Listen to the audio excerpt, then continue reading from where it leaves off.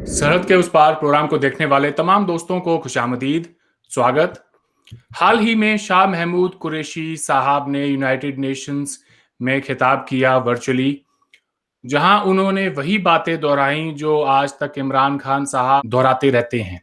हम सब ने देखा कि 5 अगस्त 2019 को इंडिया ने आर्टिकल 370 को खत्म कर दिया और उसके साथ साथ ही एक बहुत बड़ा जो बयानिया इस खित्ते में था कि अगर कश्मीर के साथ कोई एक तरफा तब्दीली की जाती है तो पाकिस्तान खामोश नहीं बैठेगा, उसकी तरफ से एक बड़ा पुरजोर रद्दअमल आएगा।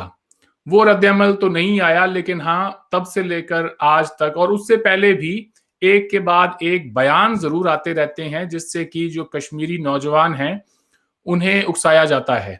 मैं कभी कभार सोचता हूं कि ये रोजमर्रा के जो बयान हैं इनसे कश्मीरियों की जिंदगी पर क्या असर पड़ता है और आखिरकार पाकिस्तान इससे क्या हासिल करना चाहता है। प्रोग्राम में खुशामदीद कहेंगे बैरिस्टर हामिद बशानी साहब को। Welcome to the program sir. Thank you जनाब। बशानी साहब, हमें ये बताएं कि ये जो पाकिस्तान की तरफ से वहाँ के जो मिनिस्टर्स हैं उनकी तरफ से कश्मीर को लेकर और इंडिया के जो डोमेस्टिक इश्यूज हैं उन्हें लेकर जो बयान होते हैं उससे पाकिस्तान हासिल आखिर क्या करना चाहता है। आज जब पूरी दुनिया के अंदर पाकिस्तान को 10 बड़ी फौजों में से एक फौज माना जाता है फायर पावर के हिसाब से, व्हाट डू यू थिंक कि पाकिस्तान को कश्मीर को लेकर क्या करना चाहिए और अगर वो जो कर सकते हैं, जो उनसे तवक्कुआत है वहां की आवाम की और कश्मीरियों के का भी एक बड़ा तबका है जो उनसे तवक्को रखता है कि मिलिटरीली वो हमारी कोई हेल्प करें, और अगर वो नहीं कर सकते हैं सो द लीस्ट कम से कम पाकिस्तान क्या ऐसा करे जिससे कि कश्मीरियों की जिंदगी में अमन आए, सुकून आए और वहां पर वायलेंस कम हो। देखें जी, ये काफ़ी पेचीदा किस्म का बड़े जिग जैग हैं इस सवाल में और इसके जवाब में। ये जो आपने फरमाया कि 10 बड़ी फौजों में से एक है, तो इसका मतलब ये है कि मिलिटरीली अगर पाकिस्तान कुछ करना चाहता तो उसके लिए कोई बड़ा उसके लिए प्रॉब्लम नहीं था, चूँकि कोई भी तारीख में जितनी जंगें हुई हैं ना, वो कोई इक्वल फौजों के दरमियान नहीं हुई हैं, बल्कि इक्वल फौजों के दरमियान जंगें होती नहीं हैं। जंगें होती अनइक्वल फौजों के दरमियान हैं, जहाँ बड़ा फ़र्क और ताकत का तवाज़ुन में डिफरेंस होता है। तो अगर इंडिया का नंबर दुनिया में जो है वो तीसरे चौथे नंबर पे आ गया है, तीसरे पे आ गया है, तो पाकिस्तान का 10वें पे है, तो इसका मतलब है कि एक ही उसमें नेबरहुड में दोनों फाल करते हैं। तो अगर जंग होती है और जंग हो सकती है तो उसमें ये बात नहीं कि बिल्कुल पाकिस्तान लड़ ही नहीं सकता या उसके लिए पॉसिबल ही नहीं है, क्योंकि जंग में फतह और शिकस्त के बहुत सारे फैक्टर्स होते हैं, जिसमें कि सिर्फ फौजों की तादाद नहीं होती या फायर पावर नहीं होती। तो इस हिसाब से अगर आप देखें तो जाहिर है कि वो बड़ा अनमैचिंग किस्म का एक बनता है कंपैरिजन, क्योंकि इसमें आपको जो बाकी चीज़ें होती हैं ना, फायर पावर को, मसलन फायर पावर जो है उसका फैसला ज़रूरी नहीं कि 65 और 71 की जंगों की तरह दिनों में हो। कई दफ़ा फायर पावर आपको कई सालों तक चलानी पड़ती है। तो ऐसा करने के लिए आपको जो है वो बहुत बड़े वसाइल की ज़रूरत होती है। इकोनॉमिक्स जो है वो आपकी स्टेबल होना बहुत ज़रूरी है, इकानमी नंबर 1। और नंबर 2 जो है आपकी इंटरनेशनल रिलेशन इस तरह की होनी चाहिए कि आपके जो साजो सामान है, जंगी साजो सामान, उसके जो पुर्जे हैं, जो चीज़ें चेंज होंगी जंग के दौरान, उसकी सप्लाई आपको मिलती रहे। अब इन दोनों माजों पे पाकिस्तान जो है ना वो एक बड़े ऑकवर्ड किस्म की पोजीशन में है गुज़श्ता कई सालों से, और वो पोजीशन इतनी ज़्यादा है, मसलन इकानमी के हवाले से तो हम सबको पता है कि पाकिस्तान जो है वो on the verge of almost जो कोलैप्स कहते हैं, गया कई दफ़ा और वापस आया। और कई दफ़ा खुद Pakistani leadership which includes Imran Khan ने ये भी ये कहा कि अगर हमें ये कर्जा ना मिलता तो हम बैंकरप्ट हो जाते। तो जब आप अल्लाह के भरोसे पे झोली फैला के बाहर निकलते हैं कि हमें इतने पैसे मिलेंगे तो हम बैंकरप्सी से बच जाएंगे, یا اگلے بل پے کر دیں گے تو آپ بے شک 10ویں بڑی آپ کے پاس فوج ہے، جو ہی آپ فوج کو ایکٹیویٹ کریں گے تو اس کے لیے بلینز آف ڈالرز جو ہے نا وہ ضرورت پڑنا شروع ہو جاتے ہیں. اگر ایکٹیویٹ نہیں ہے تو دیٹس فائن. آپ کے ٹینک ہیں، مشین گن ہیں، F-16 ہیں، آپ کی توپیں ہیں، جو بھی چیز ہے اس کے پرزے چینج ہونا شروع ہو جاتے ہیں، جس کا مطلب ہے کہ آپ کو اسپیئر پارٹس چاہیے ہوتے ہیں، آپ کو دوسری ٹیکنیکل اسسٹنٹ چاہیے ہوتی ہے، آپ کو فیول چاہیے ہوتا ہے. یہ ساری چیزیں جو اس میں دو چیزیں ہیں، ایک تو آپ کا جو ہے وہ فائنینشیل، جو کہ پاکستان کا انفارچونیٹلی ویکسٹ ان دا ہسٹری ایک پیریڈ رہا ہے یہ، اور دوسرا یہ ہے کہ آپ کو جو انٹرنیشنل ریلیشن شپ، اور اسپیسیفکلی انٹرنیشنل بھی چھوڑیں، ایسے ہی ویگ سا لفظ ہے، یونائٹڈ اسٹیٹ آف امریکہ کے ساتھ آپ کی لیڈرشپ، آپ کی جو ریلیشن شپ جو ہے وہ اس قدر ہونی چاہیے کہ آپ کو انڈیا کے ساتھ حالت جنگ میں ہونے کے باوجود یو ایس آپ کو پرزے دے اور اسپیئر پارٹس دے اور مدد دے، جو کہ پاسبل نہیں ہے. اور یہ کلیئر ہے، یہ نہ صرف یو ایس اے نے ریپیٹڈلی کلیئر کیا،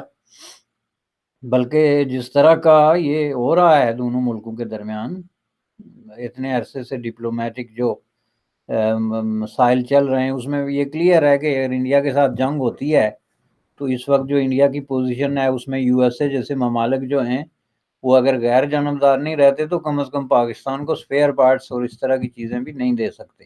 دس از آلموسٹ امپاسبل. تو ان حالات میں آپ کیسے یہ توقع رکھ سکتے ہیں کہ پاکستان جو ہے وہ 5 اگست 2019 والی کسی معاملے میں جنگ پہ چلا جاتا؟ نمبر 1. نمبر 2، لیڈرشپ نے جو سب سے زیادہ جس چیز کو ریزسٹ اور اپوز کیا 5 اگست 2019 کے بعد وہ جنگ ہی تھی، اور ان کو پریشر تھا اپنے عوام کی طرف سے، اور ایک خاص جو سیگمنٹ آف سوسائٹی کے علاوہ سیگمنٹ ملٹری سیگمنٹ کا بھی ایک جو ہے اس کی طرف سے بھی کہ یہ جنگ ہونی چاہیے. یہی وجہ ہے کہ عمران خان نے یہ سوال پوچھا تھا جلسے عام میں کہ آپ کیا چاہتے ہیں کہ میں جنگ شروع کر دوں. That was not a question just out of blue. That was a question in response of that pressure جو کہ وہ فیل کر رہا تھا from different segment of society. تو اس لیے انہوں نے جنگ کو اوائڈ کرنے کی اگر کیا تو اس کی وجہ تھی. تیسری چیز اس کی یہ تھی کہ یہ جو کچھ ہوا میں اس کو بائی نہیں کرتا کہ یہ انڈیا نے اچانک کر دیا اور اس میں پاکستان کی جو ہے وہ رضامندی شامل نہیں تھی. میں سمجھتا ہوں کہ یہ پاکستان نے ان کو ایک خاموش قسم کی جو ہے وہ کنسنٹ دی کہ آپ یہ کریں. تو آبویسلی اتنا بڑا کام جب آپ کرا رہے ہیں تو آپ پر یہ نہیں کہہ سکتے کہ ہم بالکل ہی خاموش ہو کے غار میں چھپ جائیں گے. Obviously you have to do some آئیں بائیں شائیں جو ہوتی ہے، ادھر تقریر کر دی ادھر کر دیا، لیکن کوئی سبسٹینشیل اقدام آپ نے نہیں کیا. Give me just one example of a substantial جو کہ پاکستان کر سکتا تھا. یعنی آپ جنگ نہ کریں، آپ فوجیں تو آمنے سامنے کھڑی کر سکتے ہیں نا، جس طرح 80s میں ہوا تھا، اور 3 سال تک جنگیں جو جہاں فوجیں جو ہیں وہ کھڑی رہی ہیں ایک دوسرے کے آمنے سامنے. تو اس لیے جناب یہ ایک جو اقدام تھا اس میں پاکستان کی خاموش رضامندی، اگر ایکسپریس نہیں تو خاموش رضامندی ڈیفینیٹلی شامل تھی. اور اس کے بعد جو کچھ وہ کر رہے ہیں اس کی میں کہیں اور بھی مثال دے رہا تھا، وہ ساری میس کلین کر رہے ہیں جو انہوں نے کریٹ کی گزشتہ 30-35 سالوں میں، جس میں ایک مثال میں دے رہا تھا. یہ مہاجرین جو اس وقت آئے تھے وہاں سے state of Jammu and Kashmir سے، جو اس وقت اسٹیٹ تھی اب یونین ٹیریٹوری ہے، وہاں سے مہاجرین آ گئے تھے، آزاد کشمیر میں آ کے بس گئے تھے، جو اس وقت 20,000 تھے اب 40,000 ہو گئے. تو آج ایک سب سے بڑا جو ہے میں ان کو کہتا ہوں the mass created, although this is a humanitarian question، اس کے بڑے کمپیشنیٹ قسم کے گراؤنڈز ہیں، it should be treated that way kindly and humanitarianly، لیکن اس کو جو ہے یہ میس تھی جو انہوں نے کریٹ کی بیکاز آف ملیٹنسی، جس میں ساری فنڈامنٹلسٹ فورسز، یہ سارے ملیٹنٹ اور یہ ساری جو ایون جو ملیٹری پیرا ملیٹری، چونکہ یہ لوگ اتنی بڑی تعداد میں سرحدیں کراس کر کے آ رہے تھے تو they were not totally underground, they were walking on the ground in front of them. تو وہ جو میس انہوں نے کریٹ کی تھی اب وہ اس کو صاف کر رہے ہیں کہ مثلا ان کو سیٹل کرنا چاہتے ہیں because they are sitting in the makeshift type camps still for last 30 years or 25 years or so. تو اب وہ یہ کہتے ہیں کہ ہم ان کو پرماننٹ سیٹل کریں گے، لیکن کہتے وہ یہ ہیں کہ ہم ان کو سیٹل کریں گے سندھ میں. اور جیسا کہ ہم جانتے ہیں سندھ میں جو ہے سندھیوں کی زمین چوری کرنے کا جو ایک ٹریڈیشنلی ایک سلسلہ ہے از not just an acquisition, this is a fact. کیونکہ پاکستان میں سب سے زیادہ جو زمین جس قومیت کی چوری ہوئی وہ سندھی ہیں، خواہ وہ گفٹ میں کسی کو دی گئی، وہ خواہ پاکستان کے ملٹری آفیسرز ہوں، ریٹائرڈ ہونے والے حاضر سروس، یا کوئی انعام کے طور پہ کسی کو ستارہ امتیاز یا جرت یا فلاں ملا تو جو زمین ملی وہ سندھ میں ملی. کسی نے جنگ میں کوئی کارنامہ سر انجام دیا تو زمین ملی تو سندھ میں ملی. اس کی وجہ یہ ہے کہ سندھ میں گورنمنٹ کی کسٹڈی میں بہت بڑی زمینیں ہیں جس پہ ملٹری کا بھی بہت بڑا ایکسس ہے. تو آپ کو بار بار یہ نظر آتا ہے وہاں پہ کہ اس طرح جو ہے نا وہ ہو رہا ہے. تو اب انہوں نے اس میں یہ بھی لا کے کھڑے کر دیے کہ جی 40,000 کشمیری بھی جو ہے ان کو بھی ہم سندھ میں بسائیں گے، جو کہ سندھیوں کے لیے ظاہر ہے ابھی تک مین سٹریم سندھ کی طرف سے تو اس پہ رد عمل نہیں آیا، لیکن we can hear the voices from different quarters saying کہ جی یہ سندھیوں کو ان کی ڈیموگرافی چینج کرنے کی سازش ہے. جیسے ہم کہتے ہیں کہ یونین ٹیریٹوریز آف جموں کشمیر میں جن لوگوں کو پرمٹ دیے جا رہے ہیں وہ ڈیموگرافی چینج کرنے کا ایک وہ ہے. تو اس کے خلاف اب وہاں پہ دیکھیں یہ کیا ہے کہ یہ چلیں ایک الگ مسئلہ ہو گیا کہ اس کو کیسے ریزالو کیا جائے، لیکن this whole refugee thing which is not a refugee, in fact this is internally displaced people. تو یہ جو ہے ان کو بجائے واپس بھیجنے کے انڈیا کے ساتھ نیگوشیٹ کریں اور ان کو واپس اپنی زمینوں پہ بھیجیں، کیونکہ وہ کشمیری سپیکنگ ڈسٹنگوش قسم کی ایک ایتھنک لینگوسٹک قسم کی جو ہے کمیونٹی ہے. تو ان کے لیے نہ سندھ ٹھیک ہے نہ آزاد کشمیر ٹھیک ہے. They would be based at the place where they came from, جہاں پہ وہ اپنی زبان بھی بولتے ہیں، کلچر ایکسرسائز کرتے ہیں وغیرہ وغیرہ. لیکن اس کے بجائے اب یہ پلے ہو رہا ہے. تو اس میں یہ جو میس انہوں نے کریٹ کیے 2005 کے بعد یہ اس کو آہستہ آہستہ کلیئر کر رہے ہیں. اس میں سے ایک میں نے آپ کو مثال دی. دوسری میس ان کی وزارت خارجہ میں جو ان کی پالیسی تھی، دیکھیں پاکستان کی پالیسی بہت بڑی ایگریسو پالیسی رہی ہے اگر آپ پیچھے جائیں گزشتہ 20-30 سالوں میں. ہر فورم پہ مسئلہ اٹھ رہا ہے، ہر سفارت خانے میں جو ہے وہ فنکشن ہو رہا ہے، مقامی لوگوں کو بلایا جا رہا ہے، M P As M N As کو بلا کے بریفنگ دی جا رہی ہیں، پریس کانفرنسز ہو رہی ہیں. تو اچانک جو پاکستان میوٹ ہو گیا جیسے کوئی بٹن دبا دیا کسی نے. During this period of time I haven't seen any Canadian consulate اور ہائی کمشنر کے اس نے کہیں ہائی پروفائل پریس کانفرنس یا کوئی ملاقات کی ہو کشمیر ایشو پہ. Not a single incident.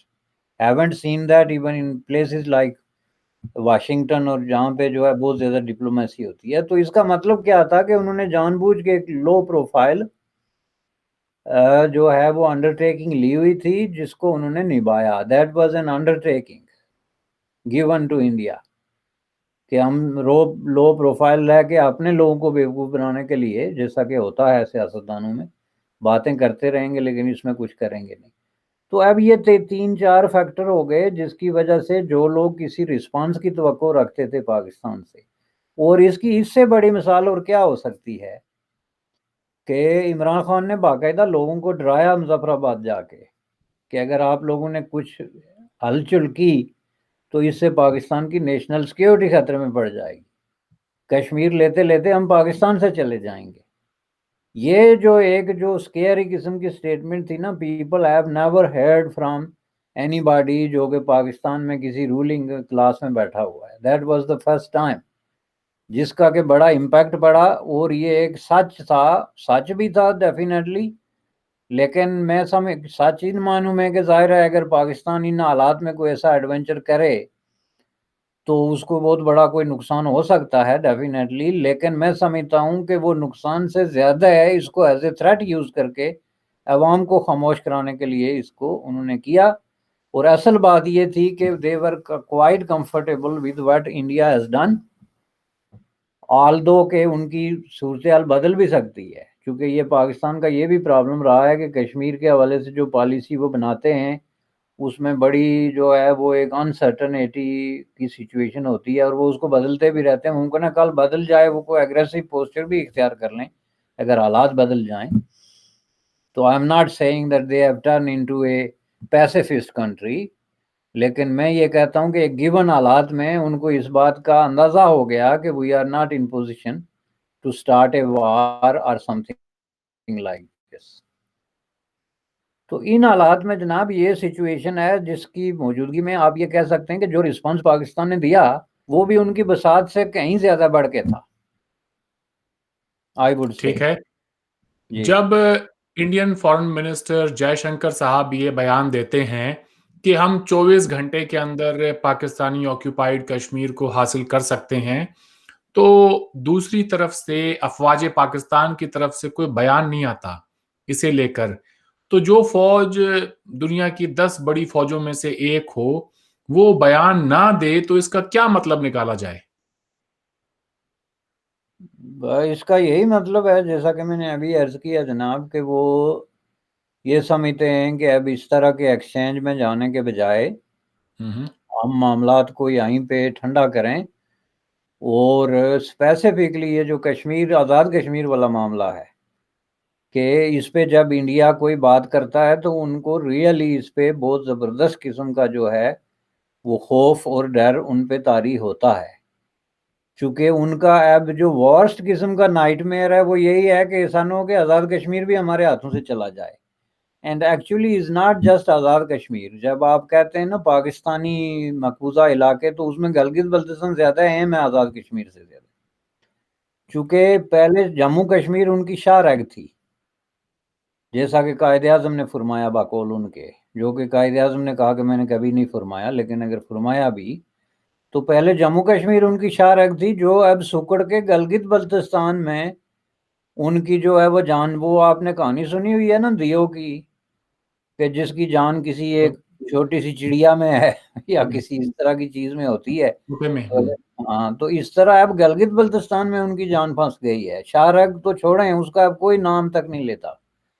تو گلگت بلتستان اگر فار ایگزامپل ایک ایسی کمزور ترین کڑی بن گئی ہے پاکستان کے لیے کہ اگر اس پہ کسی طرح کی ضرب پڑتی ہے تو پاکستان کی آخری ہوپ جو ہے سروائیول کی تھرو چائنا جو ان کو لائف لائن ملی ہوئی ہے وہ ختم ہو جاتی ہے، اور وہ سمجھتے ہیں کہ اس کے بعد ہمارے لیے سروائیو کرنا ناممکن ہو جائے گا. جب چین نے یہ منصوبہ شروع کیا تھا بیلٹ اینڈ روڈ منصوبہ تھرو گلگت بلتستان، اس وقت پاکستان کے ارد گرد چاروں طرف سوائے اندھیروں کے امید کی کوئی کرن نہیں تھی، کوئی دیا نہیں جل رہا تھا ہزاروں میل دور تک بھی. No country, no person, nobody was there willing to help them. تو اچانک آؤٹ آف بلو ایک منصوبہ آ گیا جو کہ چین کا اپنا ہزاروں سالہ ایک منصوبہ ہے، دس از نتھنگ نیو، لیکن یوں سمجھ لیں کہ ان کی لاٹری نکل آئی. تو اس میں اب اگر گلگت اگر ادھر ادھر ہو جائے تو پھر تو کہانی ختم ہو جاتی ہے نا، پھر دین دے ہیو نو کنیکشن. تو یہ چیز ہے. تو یہ بتائیں بشانی صاحب کی ہر روز کے جو اکسانے والے لوگوں کو بھڑکانے والے جو بیان ہے وہ دے کر تو جو کشمیری عوام ہے ان کو وہ ایک اور قتل عام کی طرف دھکیل رہے ہیں. تو جب آپ کچھ آرمی ہو کر کچھ نہیں کر سکتے ہیں تو پھر 2-4 نوجوانوں کو آئسولیشن میں بندوقیں پکڑوا کر یہ جو ان کی ایک جو ان کی تھیوری ہے کہ it's important to keep the pot boiling, تو وہ آگ جلتی رہنی چاہیے، اس کا پھر کیا فائدہ ہے in the long run? Apart from کہ آپ اگر کشمیریوں کے لیے واقعی فکر مند ہیں تو یا تو آپ ان کے لیے خود آپ جائیں گے، اگر نہیں جا سکتے تو کم سے کم جو انوسنٹ بچے ہیں ان کو تو اکسا کر اور ان کے ہاتھوں میں بندوقیں نہ تھمائیں. نہیں دیکھیں، وہ جو کام کر رہے ہیں نا وہ پراکسی ہے.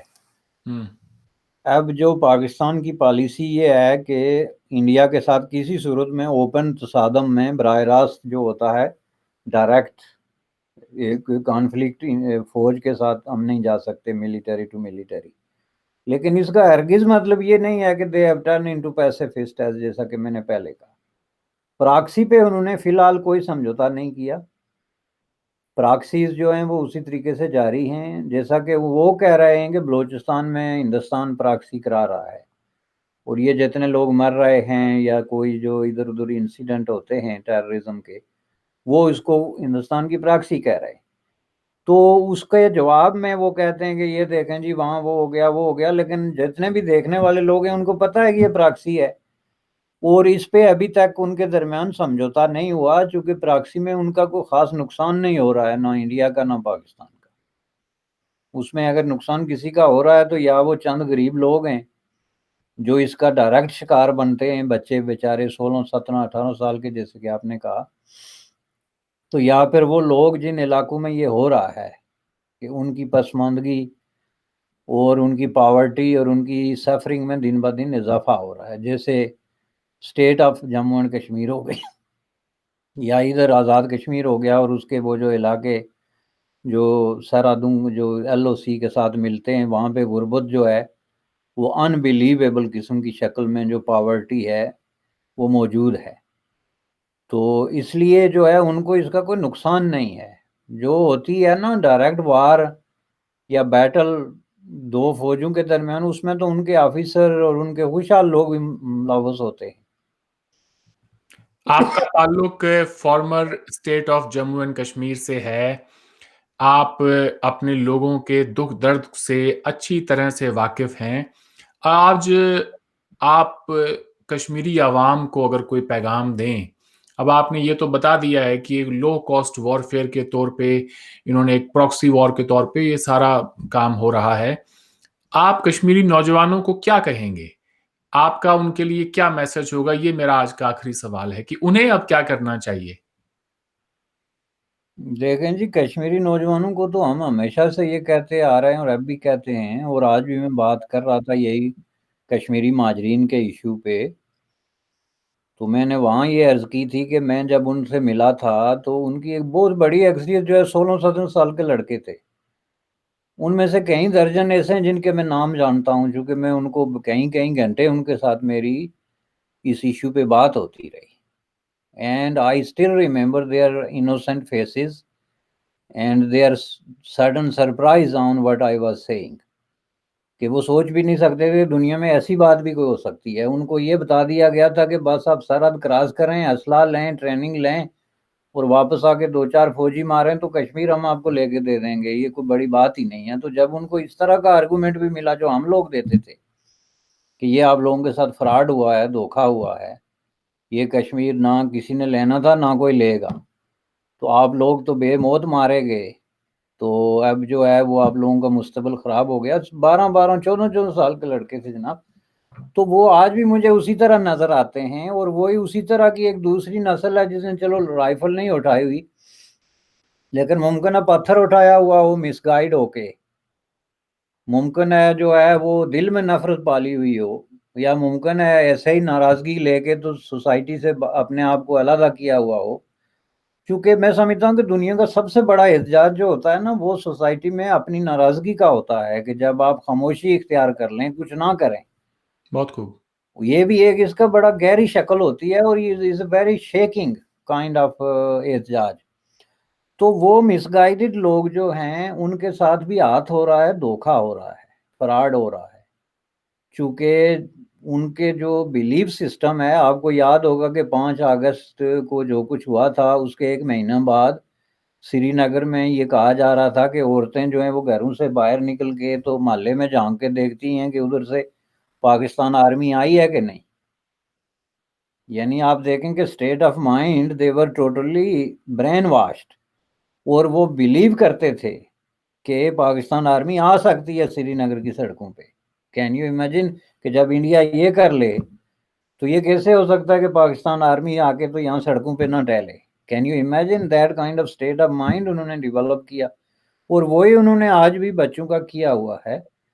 ہم ان کو یہ کہتے ہیں کہ اپنے آپ کو اس دھوکے کے پروسیس سے نکالیں، سچائی کو تسلیم کریں، جو ریئلزم ہے پالیٹکس میں اور پولیٹیکل سٹرگل میں اس کو اپنائیں، یہ خیالات کی دنیا سے نکلیں، اور یہ جو کچھ آپ کو دھوکے وعدے یہ ہو رہا ہے یہ سب دھوکا ہے۔ اس وعدے کا کوئی مطلب نہیں، کسی نے آپ کے لیے نہ کوئی جنگ لڑنی ہے، نہ گولی چلانی ہے، نہ مار کھانی ہے، نہ شہید ہونا ہے۔ اور آپ بھی جب تک اس حالت میں یہ کرتے رہیں گے آپ کو کوئی فائدہ نہیں ہوگا. یہ سب کاغذی باتیں ہیں کہ جی وہ ہماری فلاں جنگ میں اتنے ہزار شہید ہو گئے تھے تو بہت بڑی قربانی ہو گئی تھی. دس از ناٹ دیٹ ٹائم. اس میں جو ہے وہ شہید ہونے اور نہ ہونے کے درمیان بڑی باریک لکیر رہ گئی ہے. یہ سٹیٹس بن گئی ہیں ماڈرن سٹیٹس. اس میں یہ بلیک اینڈ وائٹ نہیں ہے کہ آپ ایک سٹیٹ کے خلاف لڑ رہے ہیں تو شہید ہو جائیں گے. ممکن ہے وہ سٹیٹ بہت حوالوں سے جو ہے اپنے آپ کو شہید قرار دے رہی ہو, چونکہ یہ اب ایک نئی دنیا ہے. تو اس میں آپ اس طریقے سے یوز مت ہوں, ایندھن مت بنیں, شعور حاصل کریں, تجربے سے سیکھیں. جو آپ کا یہ ناکام اور خوفناک تجربہ ہے جس میں آپ نے 1,00,000 1,50,000 بندہ مروا دیا, اپنی نسلیں خراب کر دی, اس کے بعد اپنی ریاست ختم کر دی, لاک ڈاؤن کرا کے, دروازوں کو تالے لگا کے, بزنسز بند کر کے, بچوں کو گھروں پہ بٹھا کے آپ خود بھی بیٹھ گئے. So this is not the thing you are suppose to be doing.